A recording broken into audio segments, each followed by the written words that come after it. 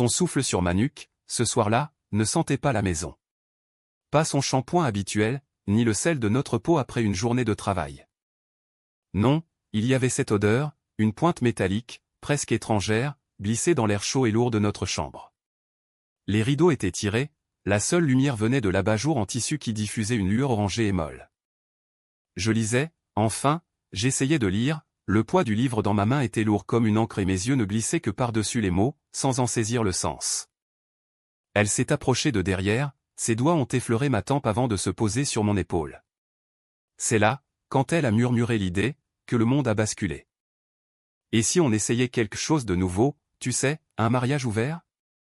Le son de ces mots, doux, presque timides, m'a frappé comme un coup de bélier en plein thorax. Mon cœur, lui, n'a pas raté un battement. Au contraire, il s'est figé, comme une bête surprise par le chasseur. Il a commencé à sentir cette pierre froide des tombes, une sensation qui s'est répandue dans mes veines, glaciale et implacable. Pas de surprise, non. Juste une confirmation, une certitude qui résonnait dans mes os. C'était comme si un voile épais venait de se déchirer, révélant la vérité nue et crue qui se cachait derrière ces rires forcés, ces regards fuyants des dernières semaines. J'avais mis ça sur le compte du stress, du boulot, de la fatigue. N'importe quoi, sauf ça. J'ai fermé mon livre, le son sourd du cuir sur la table de nuit a résonné dans le silence que ces mots avaient créé. Un silence chargé, lourd, plein de questions sans réponse. Mes doigts sont restés crispés sur la couverture, un instant trop long. La chaleur de sa main sur mon épaule est soudain devenue insupportable, lourde d'une intention que je ne voulais pas nommer. Je me suis levé, l'air de la chambre semblait s'épaissir, me suffoquer. J'ai cherché une échappatoire, n'importe quoi. La porte-fenêtre du jardin. Le carrelage sous mes pieds était frais, presque mordant. J'ai poussé le battant, l'air nocturne s'est engouffré, coupant la chaleur de la pièce. Une brise légère a fait frissonner les feuilles du cerisier juste devant. Je me suis penché sur le parapet, mes mains agrippées à la pierre froide. Le souffle de ma propre respiration s'échappait de mes lèvres embuées, un petit nuage éphémère qui disparaissait aussitôt dans l'obscurité. Chaque expiration était une petite mort, une part de moi qui s'envolait, invisible, irrécupérable. Je dois y réfléchir, ai-je répondu, ma voix rauque, à peine audible. C'était un mensonge, bien sûr. Une politesse déchirée. Je n'avais rien à réfléchir. La brèche était déjà ouverte, et je le savais. Je savais que cette proposition n'était pas une quête de liberté partagée, un dialogue sur l'évolution de notre couple. Non. C'était une justification. Une absolution demandée avant même la confession. C'était la dernière carte d'un jeu malsain, lancée sur la table avec une désinvolture feinte. La buée qui sortait de ma bouche, si transparente, si fragile, me semblait si juste pour décrire ce qui restait de notre confiance. La nuit est tombée comme un linceul sur la maison. Dans notre lit, le silence était un gouffre. Elle respirait doucement à mes côtés, ou du moins, elle faisait semblant. Moi, je ne dormais pas. Je ne pouvais pas. Mon regard était fixé sur le plafond, les ombres dansaient comme des fantômes. Puis, un son. Léger. Presque inaudible si je n'avais pas été si éveillé, si à l'affût. Le cliquetis. Celui de son téléphone. Il était sous son oreiller. Je savais qu'elle faisait ça parfois, pour ne pas me déranger avec la lumière. Mais cette nuit-là, ce n'était pas une considération pour mon sommeil. C'était une cachette. Une protection. Le cliquetis s'est répété, un court vibreur, puis une lueur très fine a percé l'épaisseur du tissu. Une notification. Probablement un message. Le genre de message qu'on ne veut pas que son mari voie. Ce son, répété à intervalles irréguliers pendant les heures qui ont suivi, est devenu le tic-tac d'une bombe amorcée. Chaque cliquetis était une seconde qui s'écoulait avant l'explosion inévitable. Une attente insupportable, le cœur serré dans une étreinte de peur et de colère sourde. Je visualisais l'écran, les mots qui s'affichaient, l'expéditeur. Le visage derrière l'écran. Le vide s'est fait en moi, un vide d'une telle intensité que j'ai cru que j'allais me vider de ma propre substance. Avais-je vraiment raté les signes? Ces légers frottements dans l'air qui annonçaient la tempête? Maintenant, rétrospectivement, ils étaient si évidents, si douloureusement clairs. Le petit changement de parfum, cette note d'amande amère que je n'arrivais pas à situer. Les nouvelles habitudes, ces sorties devenues plus fréquentes, ces cafés qui duraient des heures, ces rendez-vous professionnels qui finissaient étrangement tard. Son sourire, parfois, un peu trop large, un peu trop forcé quand je lui posais des questions anodines sur sa journée. Et le téléphone, toujours le téléphone. Il était devenu une extension de sa main, son protecteur. Posé face cachée sur la table, jamais laissé sans surveillance. Ses réponses devenues évasives, ses regards qui ne croisaient plus les miens avec la même intensité, la même franchise. Je me souvenais d'une après-midi, il y a peut-être un mois, où j'avais vu sa voiture garée un peu plus loin que d'habitude dans la rue. J'étais rentré de course et elle venait d'arriver. Elle avait le visage un peu rouge, comme si elle avait couru, mais la façon dont elle s'était dépêchée de sortir de la voiture, de fermer la porte, avait quelque chose de précipité, de coupable. À l'époque, j'avais juste souri, pensé qu'elle était pressée. Mon cerveau avait refusé de voir l'évidence. J'avais mis ça sur le compte du vent, d'un coup de soleil, d'une mauvaise journée. N'importe quoi, tant que ça ne remettait pas en question la solidité de notre socle. Ce socle qui, cette nuit-là, était en train de s'effondrer sans un bruit. Ce n'était pas un éclair, ni un coup de tonnerre.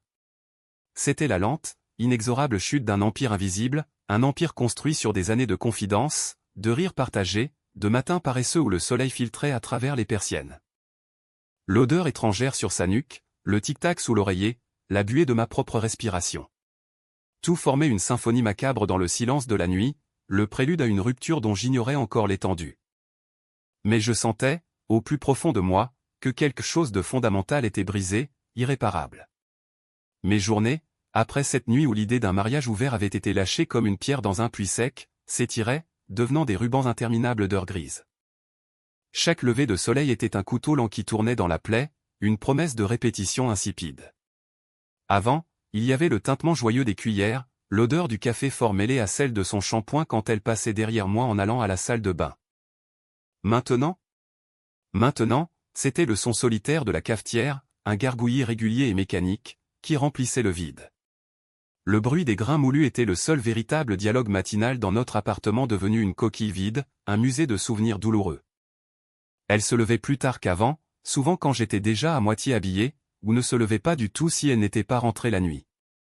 Et quand elle était là, le silence pesait. Un silence lourd, pas celui complice des premières années, mais un silence où chaque non-dit résonnait. Un silence où le grésillement léger du grille-pain, le seul autre bruit autorisé, semblait crier la distance. Mes tartines de pain grillé, elles, n'avaient plus de goût. Le beurre, le miel, la confiture de figues qu'elle aimait tant, tout était pareil, mais sur ma langue, c'était une amertume nouvelle qui masquait les saveurs. Une amertume qui n'était pas celle du café trop fort, mais celle du mensonge et de l'abandon. Je mâchais lentement, chaque bouchée un effort, comme si mon corps refusait d'assimiler cette nouvelle réalité. Le trajet pour aller au bureau était devenu une torture quotidienne. Le bus bondé, l'odeur du diesel et des corps pressés, tout cela se mélangeait à mon propre sentiment d'étouffement. Je regardais par la fenêtre, les visages des gens qui passaient, et je me demandais s'ils sentaient l'odeur de la pourriture qui semblait m'habiter. Au travail, je me perdais dans les dossiers. Mon métier d'analyste financier, autrefois une source de stimulation intellectuelle, était devenu un refuge. Les chiffres, eux, ne mentaient pas. Ils étaient froids, logiques, prévisibles. Je pouvais m'y noyer, m'y engloutir. Les colonnes de chiffres défilaient sous mes yeux, des millions, des milliards, des pourcentages de croissance ou de perte, mais mon esprit était ailleurs, à refaire le film de nos dernières semaines, à chercher le moment précis où la fissure avait commencé. Mes collègues, bien sûr, avaient remarqué. Jean-Luc, mon voisin de bureau, un homme rond et jovial qui avait l'habitude de me lancer des blagues sur les marchés boursiers, avait arrêté. Il se contentait de me regarder du coin de l'œil, un froncement de sourcils, parfois un soupir discret quand il pensait que je ne le voyais pas. Claire, de la comptabilité, avait essayé de m'interroger. « Ça va, Paul ? T'as l'air un peu absent. » Absent. C'était le mot juste.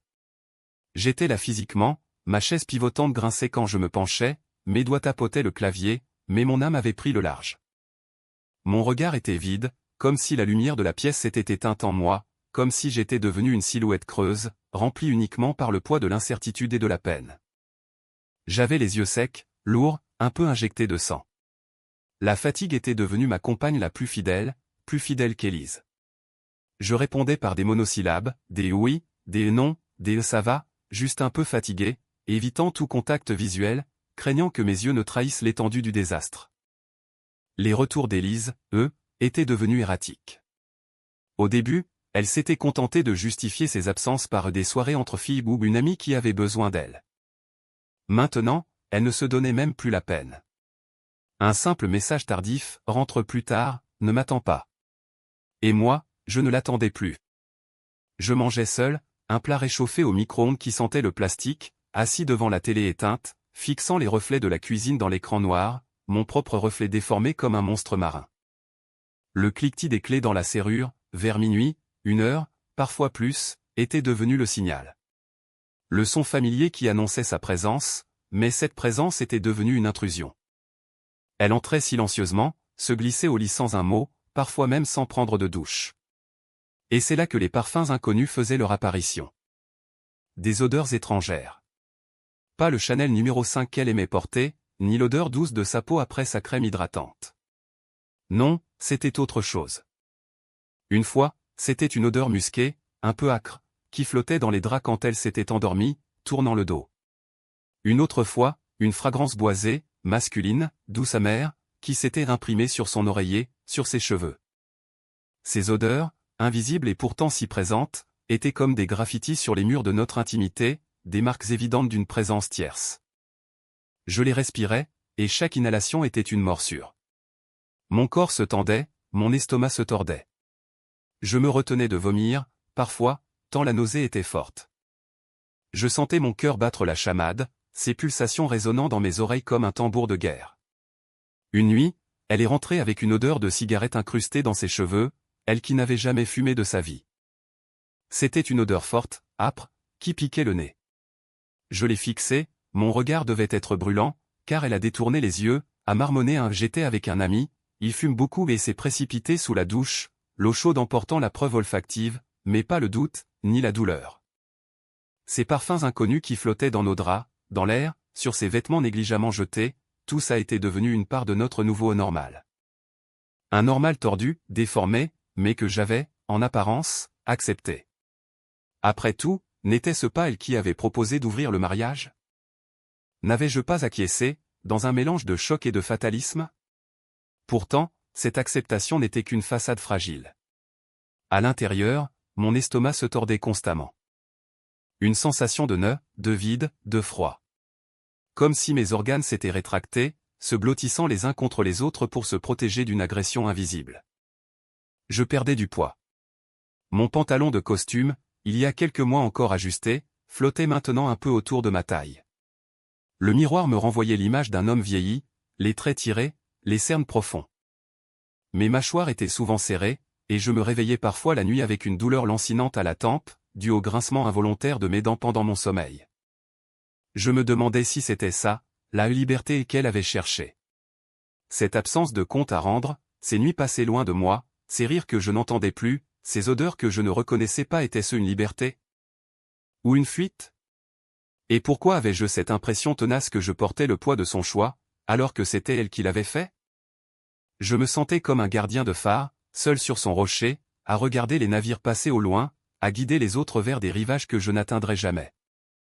Notre appartement, auparavant un lieu de vie, de bruit familier, de partage, était devenu un lieu de passage pour elle, une sorte d'hôtel où elle venait se reposer entre deux aventures.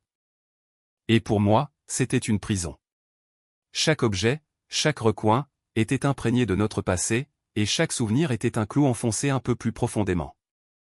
La photo de notre mariage, posée sur la commode dans l'entrée, me regardait avec une ironie cruelle. Nos sourires figés, nos yeux remplis d'une promesse qu'elle avait brisée sans même un éclat de verre. Je me souviens d'un soir où j'étais rentré plus tôt. La porte était entr'ouverte, et j'ai entendu des voix venant de notre chambre. Mon cœur a fait un bond, puis s'est mis à marteler ma poitrine. Des voix. Élise et quelqu'un d'autre? Non, c'était la sienne, au téléphone. Son rire, cristallin, léger, un rire que je n'avais pas entendu depuis des mois. Un rire destiné à quelqu'un d'autre. Je me suis arrêté net dans le couloir, mon sac à dos glissant de mes doigts pour atterrir sur le parquet avec un bruit sourd. Le rire s'est coupé. Un silence. Puis Élise est apparue, son visage à peine masqué par une expression de surprise, presque de gêne. « Ah, tu es déjà rentré. » Je parlais avec une amie. Une amie. Bien sûr. Son regard fuyant, ses lèvres pincées, le léger rougir de ses joues. Tout mon corps était une alarme hurlante, mais ma voix est restée plate. Oui, j'ai fini plus tôt. La banalité de mes mots masquait l'effondrement intérieur. Ces micro-agressions quotidiennes, ces petites morts, étaient devenues mon pain béni. Chaque odeur, chaque silence, chaque absence, chaque mensonge à peine voilé, c'était une nouvelle couche de ciment sur la tombe de notre mariage. Mais au lieu d'y mourir, quelque chose en moi commençait à durcir. La tristesse se muait doucement en une sorte d'indifférence glaciale, une carapace qui se formait, morceau par morceau. Mon estomac se tordait, oui, mais la douleur était moins aiguë, plus chronique. Elle s'était installée, comme un locataire indésirable mais permanent. J'étais en train de m'habituer à l'air vicié. Et c'était peut-être ça, le plus dangereux. Le soir, je restais éveillé longtemps après qu'Élise se soit endormie, ou après qu'elle soit rentrée. Je fixais le plafond, les yeux dans le noir. Des pensées s'entrechoquaient dans ma tête. Est-ce que c'est ça, la fin? Est-ce que je dois juste accepter ça? Ce n'est pas ce que j'avais imaginé pour ma vie. Pas cette solitude à deux, pas ce vide qui résonne dans chaque pièce. Les images de nos débuts, de nos projets, de nos rires complices, venaient me hanter, mais elles n'étaient plus que des fantômes. Des spectres pâles qui s'éloignaient, emportés par le vent froid de la réalité. Et chaque fois que je sentais une de ces odeurs inconnues sur son corps, ou dans les draps, une petite étincelle de colère, froide et silencieuse, commençait à brûler au fond de moi. Une colère que je ne montrais pas, que je ne laissais pas s'échapper, mais qui commençait à se frayer un chemin dans le labyrinthe de ma tristesse. Cette colère était nouvelle, elle était inattendue, et elle n'était pas désagréable. Elle était comme une promesse. Une promesse d'autre chose. Le concept même de notre mariage ouvert avait depuis longtemps cessé d'être une idée audacieuse ou même une tentative désespérée de sauver quelque chose. Non, il s'était métamorphosé en une prison dorée, ses barreaux invisibles se resserrant à chaque fois qu'Élise franchissait le seuil. Chaque sortie, chaque cliquetis de clé dans la serrure, n'était pas une preuve de liberté pour elle, mais une chaîne supplémentaire autour de ma propre existence. Je l'observais parfois depuis la fenêtre du salon, mon corps ancré dans la toile cirée du fauteuil, sa silhouette s'éloignant sous le lampadaire, sa démarche légère, insouciante, contrastant violemment avec la lourdeur qui pesait sur ma poitrine. L'air de l'appartement devenait plus lourd à chaque fois qu'elle partait, comme si l'oxygène s'épuisait avec sa présence. Les après-midi d'Élise devenaient des nuits, ses retours s'étiraient jusqu'aux premières lueurs, me laissant seul face au grincement des planchers et au bourdonnement lointain du réfrigérateur. Mon sommeil était un patchwork d'éveil, le moindre bruit me tirant d'une torpeur fragile. Je pouvais presque sentir l'odeur de ses escapades imprégner le linge de lit, ce mélange de son parfum habituel et d'une note étrangère, indéfinissable, qui me vrillait les narines. Une fois, j'ai cru percevoir l'odeur du cigare sur son manteau, un arôme boisé et âpre que je ne connaissais pas. Je n'osais pas le lui faire remarquer, de peur de briser cette fragile armistice que nous avions établie, cette danse absurde où chacun feignait une indifférence de façade. Mais comment pouvais-je être indifférent quand chaque parcelle de mon être criait à l'abandon? Quand chaque fragment de notre vie commune se désagrégeait sous mes yeux? Le rire d'Élise. C'était un son que j'avais aimé plus que tout, une mélodie franche qui éclairait mes journées. Désormais, c'était une lame silencieuse, coupante. Je l'entendais souvent au téléphone, enfermé dans le bureau, la voix chuchotante au début, puis s'élevant en éclats cristallins, en gloussements complices qui n'étaient plus les miens. Ce rire résonnait dans notre appartement, un espace qui, malgré ses murs familiers, s'était soudainement dilaté, devenu trop grand, trop vide pour moi seul. Chaque écho semblait souligner mon isolement. Je m'imaginais qu'elle racontait des blagues qu'elle n'aurait jamais faites devant moi, partageait des souvenirs que nous n'avions pas vécus ensemble, construisait un monde où je n'avais plus ma place. Une fois, elle a ri si fort que j'ai pu entendre la phrase d'un homme, un murmure grave et bas, qui a terminé son éclat. Un rire partagé, plein de cette insouciance que j'avais cru perdue, un rire qui me vrillait les tympans. Je me souviens d'être resté immobile, ma tasse de café à moitié vide posée sur la table basse, le froid de la céramique se propageant dans mes doigts. Le goût amer du café s'intensifiait dans ma bouche, se mêlant à une bile montante. J'avais développé une routine morbide. Après son départ, je me promenais dans l'appartement, touchant les objets, sentant les coussins, comme un archéologue cherchant des traces d'une civilisation disparue. Je traquais les signes, les indices, les moindres failles dans le scénario qu'elle avait écrit. Une mèche de cheveux inconnus sur la brosse à cheveux, une tasse oubliée dans l'évier avec une trace de rouge à lèvres qui n'était pas le sien. Chaque découverte était un coup de marteau sur le verre déjà brisé de mon mariage. J'avais arrêté de me raser certains jours, mon visage était marqué par des cernes permanents. Mon miroir me renvoyait l'image d'un homme que je ne reconnaissais pas, un étranger aux yeux éteints, le regard lointain. Un après-midi particulier, le soleil d'automne filtrait à travers les rideaux du salon, jetant de longues rayures de lumière sur le parquet. Une lumière douce, presque trompeuse. J'avais une réunion importante, une présentation délicate pour un client exigeant, et je cherchais ma cravate fétiche, celle avec les fines rayures bleues.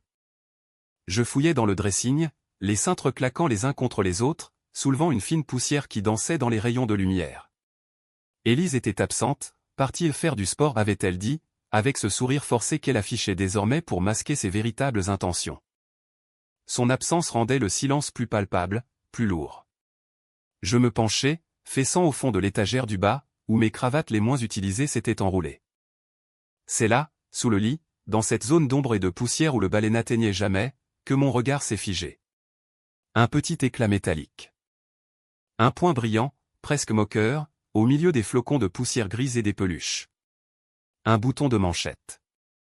Il était de forme rectangulaire, en argent brossé, avec une petite incrustation sombre, peut-être de l'onyx, je n'étais pas sûr. Pas le genre qu'Élise aurait porté, ni moi-même. Il était lourd, froid au toucher lorsque mes doigts l'ont enfin trouvé et l'ont soulevé. Il y avait une gravure minuscule à l'arrière, illisible sans plisser les yeux, mais ce n'était pas ce qui importait. Ce n'était pas le design, ni même sa valeur. Ce qui me frappa, ce fut sa présence même. Comment était-il arrivé là? Il ne traînait jamais rien sous notre lit, Élise était maniaque sur le nettoyage. Une angoisse froide me saisit à la gorge, une sensation de vertige, comme si le sol se dérobait sous mes pieds. Mes poumons se vidèrent d'air. Je le tenais là, entre le pouce et l'index, ce petit objet anodin, apparemment inoffensif. Ce n'était pas une preuve directe, non. Il n'y avait pas de nom gravé, pas de numéro de téléphone. Ce n'était pas un message compromettant, ni une photo. Non, c'était pire que n'importe quelle preuve. C'était une vérité évidente qui me crevait les yeux, une évidence si brutale, si crue, qu'elle transcendait le besoin de n'importe quel alibi ou démenti. Ce n'était pas la première fois que d'autres hommes mettaient les pieds dans cet appartement, je le savais par les odeurs persistantes, les petites habitudes bousculées. Mais c'était la première fois qu'un vestige concret, tangible, de leur présence s'incrustait dans l'intimité de notre chambre à coucher. C'était la profanation ultime. Un homme avait dormi là, s'était peut-être habillé à mes côtés, avait laissé tomber ce petit morceau de sa vie sous notre lit conjugal. L'image me hanta. Le bouton de manchette me brûlait les doigts. Il symbolisait toutes les brèches, toutes les fissures invisibles qui avaient traversé notre vie, toutes les fois où j'avais faim de ne rien voir, de ne rien sentir. Le mariage ouvert n'était qu'un paravent misérable pour une infidélité déjà bien enracinée, une tentative désespérée de légitimer ce qui était déjà une trahison. Elle n'avait jamais eu l'intention de m'ouvrir le mariage pour une nouvelle forme de liberté mutuelle, elle l'avait ouvert pour elle seule, pour cacher ses actes, pour me forcer à accepter l'inacceptable. La rage commença à monter, lente et froide, remplaçant la tristesse engourdissante. Une rage qui ne cherchait pas à exploser, mais à se consumer, à me vider. Je me suis laissé tomber sur le bord du lit, la cravate oubliée, le bouton de manchette toujours serré dans ma main moite.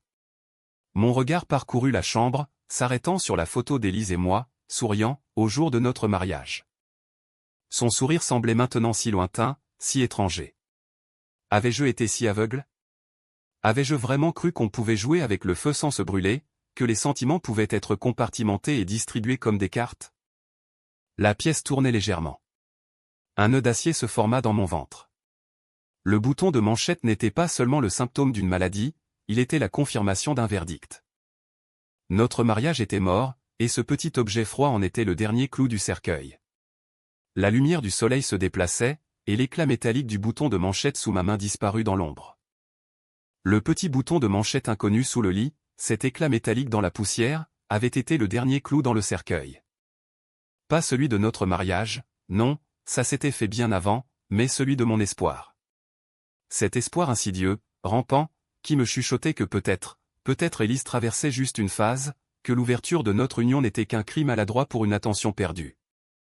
Le bijou, d'un argent massif, gravé d'initiales qui n'étaient pas les miennes, avait tout effacé. Il ne restait plus que le vide. Un vide si vaste qu'il résonnait dans chaque pièce de l'appartement. Je marchais dans le silence, le parquet craquait sous mes pas comme des os brisés. L'air était si lourd qu'il me semblait respirer de la cendre. Mes nuits étaient peuplées de rêves fragmentés où Élise riait, ses éclats de voix se répercutant dans un hall vide, tandis que je courais, impuissant, dans des couloirs qui ne menaient nulle part. Je me réveillais en sueur, le cœur martelant ma poitrine, la gorge sèche comme du papier. Le goût du café du matin était devenu une purge, l'ingestion forcée d'une amertume quotidienne qui ne m'apportait ni éveil ni réconfort. C'est là que quelque chose a basculé. Ce n'était pas une décision soudaine, un coup de tête vengeur. C'était plus profond, plus primaire.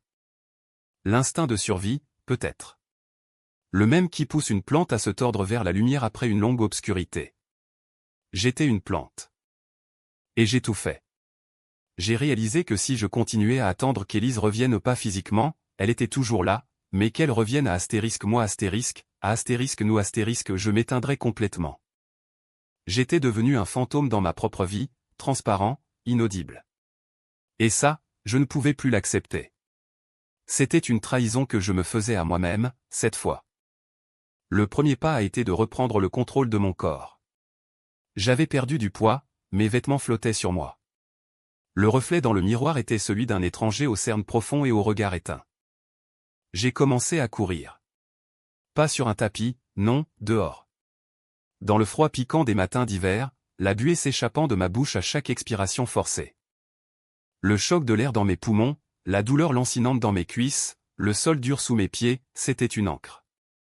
Ça me rappelait que j'étais vivant, que je pouvais encore sentir, souffrir, mais aussi avancer. Je me fixais des objectifs minimes, juste le prochain lampadaire, puis le suivant. Chaque mètre parcouru était une petite victoire contre le néant qui m'engloutissait. Je revenais à l'appartement, les tempes battantes, le corps endolori mais l'esprit étrangement apaisé. L'odeur de ma sueur n'était pas celle, musquée et étrangère, qu'Élise ramenait parfois. C'était la mienne, brute et vivante. Puis sont venues les petites habitudes. J'avais toujours adoré cuisiner. Pour Élise, pour nous. Nos dîners, nos week-ends passés à concocter des plats compliqués, à rire autour de la table. Ces souvenirs étaient devenus trop douloureux. Mais seul, pour moi, c'était différent. Je me suis acheté de nouveaux livres de recettes, des cuisines du monde entier que je n'avais jamais osé explorer. Le soir, Élise était souvent absente, ou rentrait tard et se contentait d'un plat rapide. Moi, je prenais mon temps. Le bruit de l'oignon qui frémit dans l'huile chaude, l'odeur du thym frais que je froissais entre mes doigts, le sifflement de la cocotte minute, c'était une symphonie solitaire qui remplissait la cuisine d'une chaleur oubliée. Je mangeais devant la fenêtre, regardant les lumières de la ville, sans radio, sans télévision. Juste le silence et le goût. Et curieusement, le goût revenait. Lentement, mais sûrement. Le piquant d'un curry-thaï, la douceur d'un ragoût mijoté. C'était une forme de méditation, une reconnexion avec mes sens. Un après-midi pluvieux, alors que l'humidité s'infiltrait jusque dans mes os, j'ai senti un besoin irrépressible de sortir, de voir autre chose que les murs de mon appartement. J'ai enfilé un vieux imperméable, le col remonté, et j'ai marché sans but précis, laissant mes pas me guider. J'ai abouti devant un petit café dont la devanture en bois vieilli portait une enseigne à moitié effacée, l'arôme du coin. Une effluve chaude de café torréfié et de noisettes grillées s'échappait de la porte, une invitation presque physique. Je n'étais pas allé au café seul depuis des années, préférant toujours la compagnie d'Élise. Mais aujourd'hui, l'idée de m'asseoir seul avec mes pensées dans un lieu étranger me semblait moins intimidante que de rester enfermé chez moi. À l'intérieur, c'était un mélange réconfortant de bois sombre, de briques apparentes et de canapés confortables en cuir usé. La lumière était douce, tamisée, et le murmure des conversations se mêlait au cliquetis des tasses et au sifflement de la machine à expresso. J'ai commandé un simple café noir et un muffin aux myrtilles, puis j'ai cherché une table libre. Mon regard a croisé celui d'une femme assise seule à une petite table ronde près de la fenêtre, un livre ouvert posé à côté d'elle. Elle avait un sourire léger sur les lèvres, un de ces sourires discrets qui ne sont pas forcément adressés à quelqu'un mais qui trahissent une pensée agréable. J'ai hésité. Il n'y avait pas d'autre place. Excusez-moi, ai-je commencé, ma voix un peu rouillée. Est-ce que cette place est prise? Elle a levé les yeux de son livre, ses yeux étaient d'un vert profond, lumineux, et un peu plissés par un sourire plus franc maintenant. Non, pas du tout, a-t-elle répondu, sa voix douce, avec une légère inflexion mélodieuse. Je viens juste de m'asseoir. Je me suis installé en face d'elle, posant ma tasse fumante et mon muffin. J'ai sorti un vieux roman de ma poche, histoire de me donner une contenance. Le silence s'est installé, confortable, pas gênant. Puis, ma tasse à la main, j'ai cherché une serviette pour essuyer une goutte de café qui avait perlé sur le rebord. Elle, sans un mot, m'a tendu un bout de papier propre. Merci, ai-je murmuré, un peu gêné. De rien, a-t-elle souri. C'est un bon livre, celui-là. Je l'ai lu il y a des années. Elle a désigné le roman que je tenais. Et c'est comme ça que ça a commencé. Une conversation simple, banale. Sur le livre, sur le quartier, sur la pluie. Elle s'appelait Sophie. Ses cheveux, couleur châtaigne, encadraient un visage ouvert et expressif. J'ai remarqué la façon dont elle tenait sa tasse de thé, ses doigts fins enlaçant la céramique, comme si c'était un objet précieux. Et son rire, un rire léger et clair, comme le tintement de petites clochettes. Un son que je n'avais pas entendu résonner près de moi, et surtout pour moi, depuis si longtemps. Ça ne ressemblait en rien aux éclats bruyants et parfois forcés d'Élise. C'était un rire qui venait du cœur, simple et pur. Quelque chose en moi a frémi. C'était comme une vieille porte qui s'ouvre après des années de rouille, laissant passer un rayon de lumière. J'avais oublié ce que c'était, une connexion humaine authentique, sans arrière-pensée, sans douleur latente. Sophie m'a parlé de son travail dans l'édition, de sa passion pour les vieux manuscrits, de ses voyages. Je me suis surpris à parler aussi, à lui raconter mes journées, mon métier d'analyste financier, même quelques-uns de mes plats ratés. C'était étrange de se sentir écouté, vraiment écouté, sans jugement, sans l'ombre du soupçon. Le temps a filé sans que je m'en rende compte. L'odeur de noisettes du café s'était imprégnée dans mes vêtements, et dans mon esprit. En partant, elle m'a donné sa carte, un petit rectangle discret avec son nom et son numéro. Peut-être qu'on pourrait reprendre cette conversation un de ces jours, m'a-t-elle dit, son sourire lumineux. Ce premier contact avec Sophie n'a pas été une fulgurance romantique. C'était une bouffée d'air frais, une preuve tangible qu'il y avait un monde en dehors de mon vide, un monde où la gentillesse, la curiosité et la légèreté existaient encore. J'ai commencé à la revoir, toujours dans ce même café au début, puis pour des balades dans des parcs, ou des expositions. Nous partagions des rires, des idées, des silences confortables. Je ne lui avais rien dit de ma situation conjugale, je ne voulais pas entacher cette nouvelle, fragile bulle de bonheur avec les ténèbres de mon passé récent. Je me contentais d'être moi, un moi que je redécouvrais, un peu cabossé, mais authentique. Élise, elle, semblait vivre sa vie sur une autre planète. Ses retours tardifs étaient toujours la norme, ses explications évasives des murmures dans le vent. Mais la différence, c'est que je n'attendais plus. Mon estomac ne se tordait plus à chaque cliquetis de clé dans la serrure. Je dormais mieux, je mangeais mieux, je travaillais mieux. Jean-Luc, mon collègue, m'avait même fait la remarque un matin. Tu as meilleure mine, ces temps-ci. Quelque chose a changé. J'avais haussé les épaules, un sourire énigmatique aux lèvres. Puis, un soir, Élise est rentrée plus tôt que d'habitude. Je n'avais pas encore dîné, j'étais plongé dans un livre sur le canapé, une tasse de tisane fumante posée sur la table basse. Elle est entrée dans le salon, son sac tombant avec un bruit sourd près de la porte. L'odeur de son parfum, un musc que je connaissais par cœur, a flotté jusqu'à moi. Elle m'a regardé, surprise de me voir là, si serein, si présent. Elle s'attendait probablement à me trouver plongé dans mes dossiers, ou fixant le vide, comme avant. Tu es là, a-t-elle dit, sa voix un peu hésitante. Oui, ai-je répondu calmement, sans lever les yeux de ma page. Je lisais. Elle a laissé tomber ses clés sur le petit meuble de l'entrée, le son n'était plus métallique que d'habitude, et je l'ai entendu s'approcher. Le livre que je lisais était un recueil de poésie que Sophie m'avait recommandé. Je souriais en repensant à une de nos discussions récentes sur un vers en particulier. C'est à ce moment-là que j'ai senti son regard sur moi. Un regard différent. Pas l'indifférence habituelle, ni même cette distance froide qui nous séparait. Non, c'était autre chose. Tu as vu quelqu'un, a-t-elle demandé, la question tombant, lourde, dans le silence de la pièce. Sa voix était basse, presque un murmure, mais je l'ai perçue avec une acuité nouvelle. J'ai levé les yeux, posant le livre sur ma cuisse. Son visage était tendu. Ses yeux, habituellement si impénétrables, avaient un frémissement, une étincelle que je n'avais pas vue depuis longtemps. Il y avait une confusion, un étonnement teinté de quelque chose d'amer.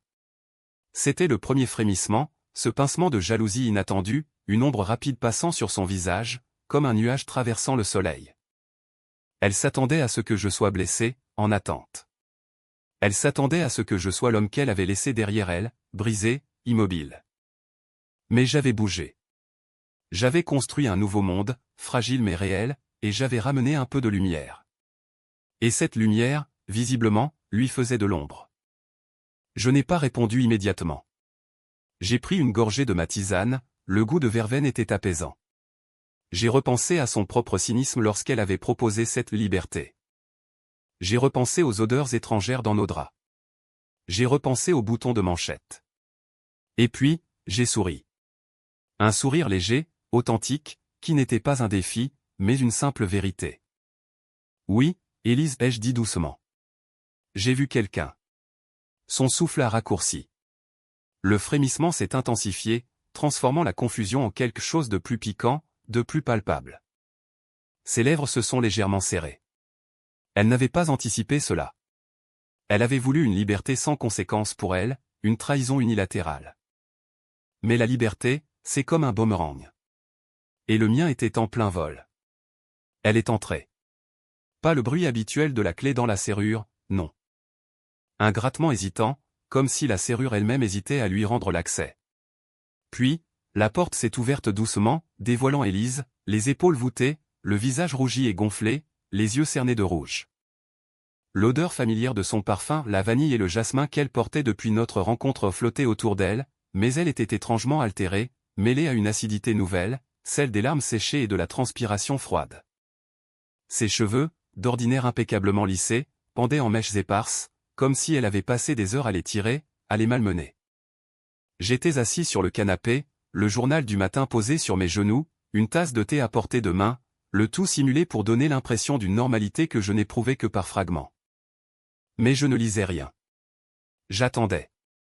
J'attendais ce moment, je le sentais venir depuis le soir où elle avait vu l'éclat nouveau dans mes yeux, ce reflet d'une vie en train de se reconstruire sans elle. Elle n'a pas fermé la porte derrière elle, comme si elle craignait qu'en la refermant, elle ne scelle quelque chose d'irréversible. Elle est restée là, sur le pas, une silhouette tremblante sous le halo blafard de l'ampoule du couloir. Son regard, perdu, cherchait le mien, mais je sentais qu'elle ne voyait pas vraiment l'homme en face d'elle, plutôt une image, un reproche, le spectre d'une erreur. Le silence était épais, presque palpable, comme un rideau lourd entre nous. J'ai posé ma tasse sur la petite table basse, le cliquetis résonnant bizarrement dans l'air stagnant. Mon cœur ne battait pas la chamade, il ne s'emballait plus. Il battait à un rythme lent, régulier, comme un métronome qui aurait trouvé sa cadence après une longue période de désordre. Je n'avais ni colère ni joie. Seulement une lassitude profonde, et une sorte d'étrange curiosité. Que allait-elle dire? Que allait-elle chercher? Elle a fini par avancer d'un pas hésitant, ses chaussures faisant un léger bruit sur le parquet. Je n'aurais jamais dû, a-t-elle soufflé, la voix brisée, presque inaudible, comme le bruissement de feuilles mortes. Le regret, oui. Il pesait dans l'air, lourd et suffocant, comme cette poussière des gravats que l'on respire après qu'un immeuble s'est effondré, une odeur âcre de fin du monde personnel. Elle a secoué la tête, ses lèvres tremblantes esquissant un mouvement. Je ne savais pas ce que je faisais. C'était un chuchotement, une plainte. Le genre de phrase que l'on prononce pour se convaincre soi-même, plus que l'autre. Je l'ai observé. Les années passaient comme des diapositives devant mes yeux. La jeune femme lumineuse, confiante, avec qui j'avais bâti cette vie. Et maintenant, cette femme, pâle et défaite, dont le miroir interne venait de se briser. Est-ce que je la reconnaissais encore? La beauté était toujours là, enfouie sous les marques de la détresse, mais quelque chose s'était irrémédiablement altéré. L'aura de désinvolture qu'il avait portée durant les mois de son mariage ouvert avait disparu, remplacée par une fragilité presque enfantine. Elle ressemblait à une poupée de porcelaine qui, après avoir été jetée, avait finalement commencé à craquer. Je pensais que c'était ce que nous voulions. Que c'était une nouvelle étape pour nous. Ses mots s'étranglaient, les larmes finissant par rouler sur ses joues, traçant des sillons brillants dans le maquillage imparfait. Elle ne me regardait toujours pas vraiment. Son regard balayait la pièce, s'arrêtant sur les objets familiers, la pile de livres sur la table, le plaid jeté sur le canapé, la photo encadrée de nous deux, jeunes et insouciants, sur la cheminée. Chaque objet devait lui hurler des souvenirs, des promesses brisées. Elle se voyait sans doute dans cette photo, cette Élise du passé, et la dissonance devait être insupportable. Elle s'est effondrée sur le fauteuil d'en face, enfouissant son visage dans ses mains. Des sanglots rauques ont commencé à secouer son corps. C'étaient les larmes d'une personne qui réalisait la portée de ses actes, mais aussi les larmes d'une personne qui se sentait dépossédée. Je savais que cette scène n'était pas entièrement pour moi. C'était une confession, une pénitence, un désespoir qui rejaillissait sur la surface de son propre miroir, où elle se voyait enfin telle qu'elle était devenue. Elle ne regrettait pas seulement de m'avoir fait du mal, elle regrettait d'avoir détruit la femme qu'elle était, celle qui, un jour, était capable de tant de tendresse. Je t'ai vu l'autre jour, a-t-elle murmuré entre deux sanglots, la voix étouffée. Avec elle. Tu avais l'air heureux. Le mot heureux est sorti avec une difficulté incroyable, comme si elle l'avait tiré de ses entrailles. C'était la vérité. Oui, j'étais heureux. Un bonheur tranquille, sans fracas, sans le vertige de la passion destructrice, mais un bonheur vrai, ancré. Je n'avais pas cherché à la blesser, pas à me venger. J'avais simplement cherché à respirer, à revivre. Et en la voyant me regarder, la semaine passée, en sortant du café avec Sophie, j'avais senti son regard se poser sur moi, un regard d'abord surpris, puis teinté de cette jalousie inattendue que j'avais déjà perçue. Elle avait vu mon sourire. Un sourire que je ne lui avais plus offert depuis des mois, un sourire qui n'était plus pour elle. Le constat était là, implacable, silencieux. Son jeu, l'aventure sans contrainte qu'elle avait tant désirée, l'avait laissée seule.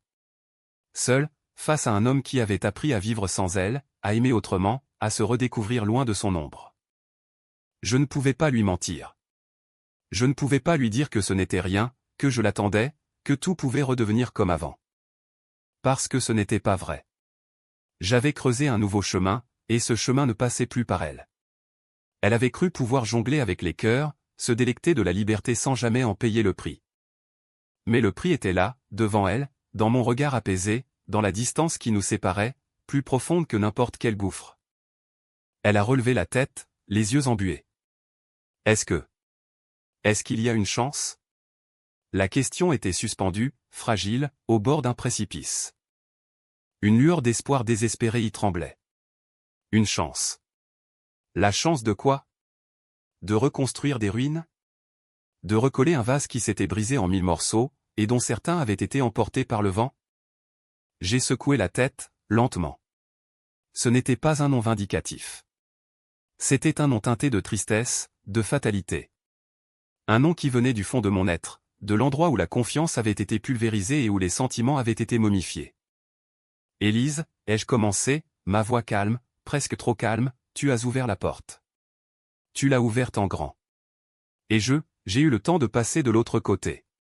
C'était une métaphore, et elle l'a comprise. La porte n'était pas seulement celle de notre mariage, c'était aussi celle de mon cœur. Elle avait laissé la brise froide et étrangère y entrer, et j'avais fini par trouver la chaleur ailleurs, en moi-même d'abord, puis dans la compagnie inattendue. Les sanglots sont redevenus plus intenses, mais cette fois, ils étaient accompagnés d'un gémissement de détresse pure. Un son que je n'avais jamais entendu d'elle, pas même dans nos moments les plus difficiles. C'était le son de la réalisation finale, de l'échec irréversible. Le bruit de quelque chose qui seront définitivement, non pas avec fracas, mais avec un lent grincement, comme un pont qu'on démonte pièce par pièce, sachant qu'il ne sera jamais reconstruit. Je l'ai laissé pleurer. Je ne pouvais pas la prendre dans mes bras, pas la consoler.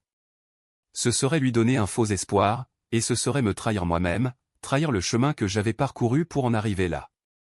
La compassion que je ressentais était distante, une forme d'empathie pour une âme en peine, mais plus l'amour d'un mari pour sa femme. Le silence est revenu, mais cette fois, il n'était pas vide. Il était plein. Plein du bruit des larmes d'Élise, plein de mes propres pensées, de l'écho lointain d'une liberté inattendue. Une liberté amère, certes, car elle était née de la douleur, mais une liberté réelle. Une liberté de choisir, de respirer, de reconstruire sur des fondations solides et honnêtes, sans les mensonges et les doutes qui avaient empoisonné nos derniers mois. Elle s'est levée, le corps tremblant, les yeux fixés sur le sol. Elle a ramassé son sac, dont la bandoulière s'était tordue, et s'est dirigée vers la porte, celle qu'elle avait laissée entrebâillée. Elle a jeté un dernier regard vers moi, un regard d'une tristesse infinie, mêlé de reproches et de compréhension. Puis, elle est sortie. J'ai entendu le claquement sec de la porte, un son si final qu'il a résonné en moi comme un coup de marteau sur une enclume. C'était fait. C'était fini. Je suis resté assis là, pendant un long moment, le journal toujours sur mes genoux, le thé froid dans ma tasse. L'odeur de son parfum s'est dissipée lentement, laissant place à l'odeur du propre, du bois ciré, du café que j'avais préparé ce matin. C'était l'odeur de mon chez-moi, de ma nouvelle vie. Une vie que j'avais arrachée des griffes du désespoir, pierre par pierre. Quel chemin parcouru! De l'écho sinistre de sa proposition de mariage ouvert, à la découverte glaciale du bouton de manchette inconnu sous le lit, jusqu'à cette scène finale. Chaque étape avait été une couche arrachée à mon innocence, à ma naïveté. J'avais été brisé, puis j'avais appris à me recoller, mais pas de la même manière. J'étais devenu quelqu'un d'autre, quelqu'un de plus fort, de plus conscient, mais aussi quelqu'un qui portait les cicatrices profondes de cette trahison. La liberté. C'est un mot lourd de sens. Je la respirais maintenant, cette liberté. Elle n'était pas l'exaltation joyeuse des contes de fées, mais plutôt la paix calme d'une mer après la tempête. Le bateau avait tangué, avait failli couler, mais il était de nouveau à flot, et il voguait vers un horizon inconnu, mais prometteur. Cette épreuve m'avait appris l'importance des fondations, la fragilité des illusions, et la résilience incroyable de l'esprit humain. Elle m'avait appris que parfois, pour se retrouver, il faut tout perdre. Et que même dans les cendres d'une relation brisée, de nouvelles flammes peuvent naître, plus pures, plus vraies. Et peut-être, juste peut-être, un amour plus sincère, sans masque, sans jeu.